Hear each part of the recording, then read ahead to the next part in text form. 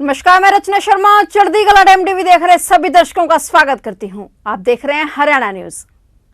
करनाल पहुंचे पूर्व मुख्यमंत्री भूपेंद्र सिंह हुड्डा ने पार्टी कार्यकर्ताओं से मुलाकात की। इस दौरान कांग्रेस नेता भूपेंद्र सिंह हुड्डा ने कांग्रेस के चिंतन शिविर पर बयान देते हुए कहा कि कांग्रेस पार्टी चिंतन शिविर के बाद मजबूत होकर उभरेगी। इस दौरान हुड्डा ने बीजेपी पर पलटवार करते हुए कहा कि कोई नेता चिंतन शिविर के बाद पार्टी छोड़कर नहीं गया है। कांग्रेस चिंतन शिविर करने जा रही है, क्या कुछ बताना? कल है जी, परसों कल पता लग जाएगा शाम को। क्या कुछ रहेगा? शिविर है, कांग्रेस मजबूत होगी उभरेगी। बीजेपी कहती है कि ये कांग्रेस के लिए चिंता का विषय है। जब भी चिंतन शिविर होता है कोई ना कोई नेता छोड़ के चला जाता है। कोई किसी ने छोड़ा। क्या कुछ कहना चाहेंगे सर? सभी नेता चाहते हैं कि उस नेता का नाम पता चले जिसका वोट कैंसिल हुआ था। सब पार्टी का अंदरूनी मामला है। सब आप चाहते हैं पता होना चाहिए सर?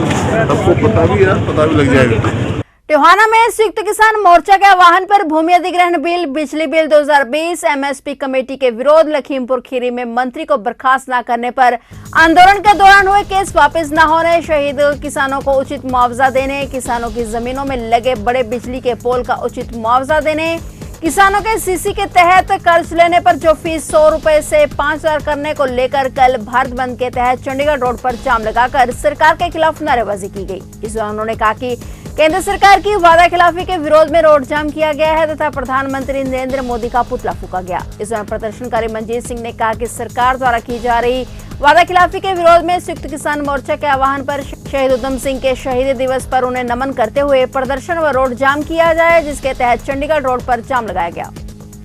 31 जुलाई 1940 को शहीद आजम सरदार उधम सिंह शहीद हुए थे, जो कि अपनी बहुत बड़ी लड़ाई कर देश के लिए आपकी जान कुर्बान कर गए। उनका शहीदी दिन है, उसके उपलक्ष्य में भी आज यहाँ हमने धरना दिया है और जो संयुक्त किसान मोर्चे की कॉल थी उसके ऊपर आज हमने यहाँ रोड जाम किया है। और लखीमपुर खीरी के शहीद जो हुए हैं, 4 किसान शहीद हुए थे, ये सरकार द्वारा शहीद किए गए थे।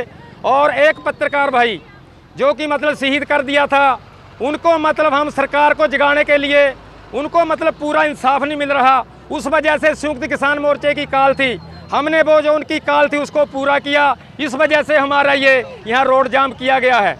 लखीमपुर खीरी में मारे गए किसानों को इंसाफ न मिलने पर सरकार द्वारा एमएसपी कानून को गारंटी का वायदा कर उसे पूरा न करने पर और कुछ किसानों को कैद में करने और साथ ही जिन पर मुकदमा दर्ज है उनके बाहर घूमने पर गुस्साए किसानों ने धरना प्रदर्शन किया। यह प्रदर्शन सिर्फ अंबाला में ही नहीं बल्कि हरियाणा के कई स्थानों पर हुआ।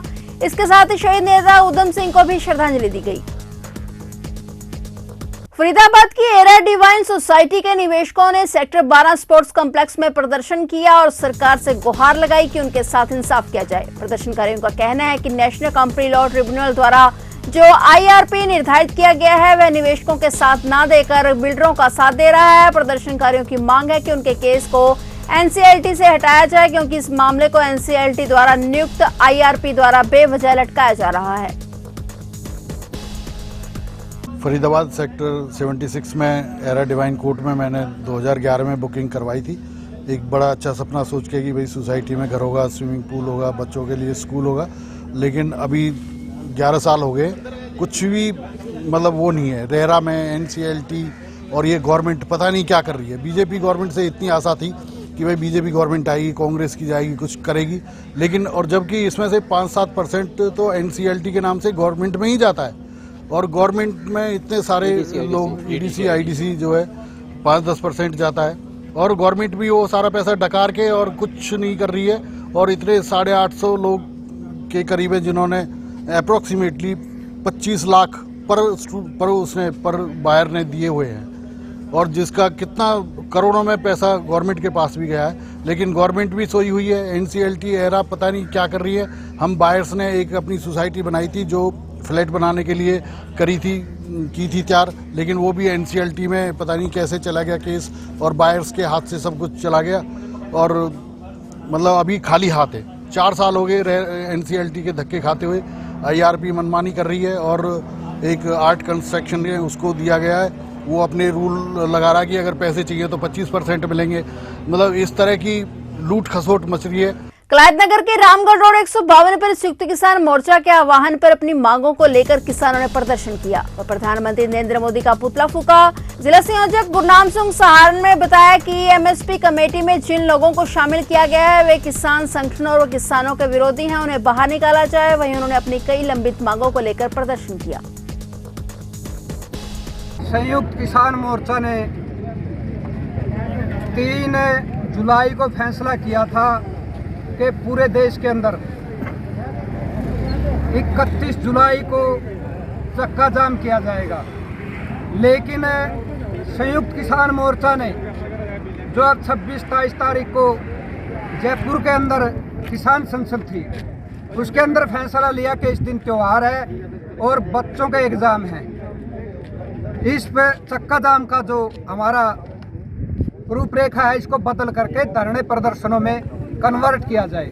देश भर में महान क्रांतिकारी शहीद उधम सिंह की शहादत को नमन किया गया। जहां आज देश में जातीय तनाव का माहौल बन रहा है, वहीं शेर सिंह के नाम से पैदा हुए उधम सिंह ने अपना नाम राम मोहम्मद सिंह आजाद रखकर देश में आपसी भाईचारे की एकता की मिसाल पेश की। उन्होंने विदेश में जाकर निर्दोष भारतीयों के खून का बदला लेकर शहीदों में श्रोमणी की शहादत प्राप्त की है। ऐसे महान शहीद को नमन करते हुए हमें बेहद गौरव की अनुभूति हो रही है। ये शब्द शहीद उधम सिंह समिति के अध्यक्ष नंबरदार मेहर सिंह निर्मल ने इंद्री में शहीद आजम उधम सिंह के बलिदान दिवस समारोह की अध्यक्षता करते हुए कहे।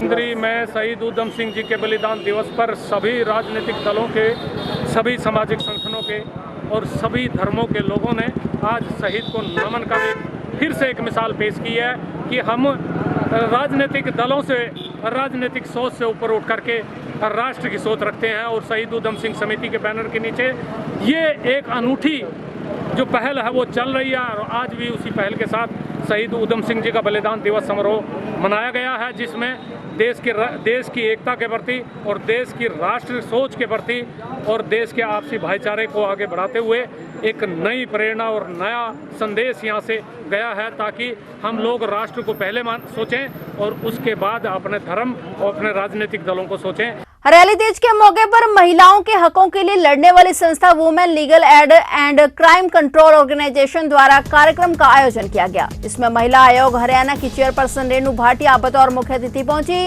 और दीप प्रज्वलित करके कार्यक्रम की शुरुआत की। उन्होंने सभी बहनों और महिलाओं को हरियाली तीज की शुभकामनाएं दी और हरियाली तीज के त्योहार पर प्रकाश डाला। इस अवसर पर उन्होंने महिलाओं को उनके हकों के बारे में भी बताया और उनके साथ ढोल की थाप पर डांस भी किया। आज मेरा सौभाग्य है कि मुझे हरियाली तीज के इस शुभ अवसर पर ऐसे कार्यक्रम में आने का मौका मिला और मैं पूरे देशवासियों को, देश की हर महिला को और साथ में हर पुरुष को, क्योंकि हर घर में एक महिला है, बेटी है, बहन है, बहू है, तो हर पुरुष को भी हरियाली तीज की बहुत बहुत बधाई देती हूँ। आज का ये कार्यक्रम एक NGO द्वारा राधिका जी ने आयोजित किया। मैं राधिका का धन्यवाद देती हूँ कि हमारी सभी बहनों को उन्होंने एकत्रित किया। और हरियाली तीज का क्या महत्व है, हमारा परिवार, हमारा देश, हमारा राज्य, हमारे आसपास सभी लोग हरे भरे रहें, खुशहाल रहें, यही मुख्य रूप से हरियाली तीज का उद्देश्य रहता है। कलायतनगर के एकमात्र गर्ल्स गुरुकुल के प्रांगण में हरियाली तीज महोत्सव में सांस्कृतिक समारोह का भव्य मंच सजाया गया। इसमें कक्षा 4वीं से लेकर 12वीं तक की छात्राओं ने कला मंच और विभिन्न प्रस्तुतियों के जरिए प्रतिभा का लोहा मनवाया। इस मौके पर गुरुकुल के डायरेक्टर नीरज शर्मा ने कहा कि भारत के मानचित्र पर गुरुकुल की अपनी अलग पहचान होगी।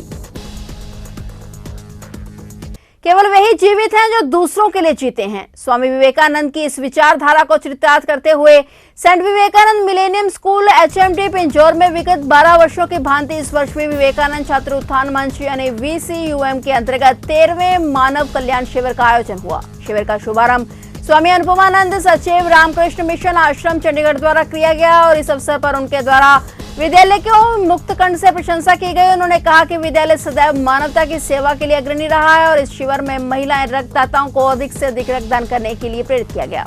विवेकानंद स्कूल है, ये हर साल की भांति यहाँ पे इस वर्ष भी इन्होंने जो ब्लड कैंप वगैरह, हेल्थ चेकअप और एक आयुर्वेदिक हेल्थ चेकअप और आँखों के आइस चेकअप और डेंटल चेकअप और कैंसर चेकअप, जो कि बहुत ही, इससे अलावा जो ब्लड कैंप है वो बहुत ही अच्छी बढ़िया जो काम है वो ये करते हैं हर साल। बच्चों को डिसिप्लिन में रहना इनके यहाँ से सीखा जाए स्कूल का। और जो ये चेकअप है ये भी बहुत ही बढ़िया डॉक्टरों के द्वारा ये टीमें मंगवाते हैं, उनसे हेल्थ चेक वगैरह और सभी करवाते हैं। फिलहाल हरियाणा न्यूज में इतना ही और नए समाचारों के साथ फिर से हाजिर होंगे। तब तक के लिए देखते रहिए चढ़ती कला टाइम टीवी।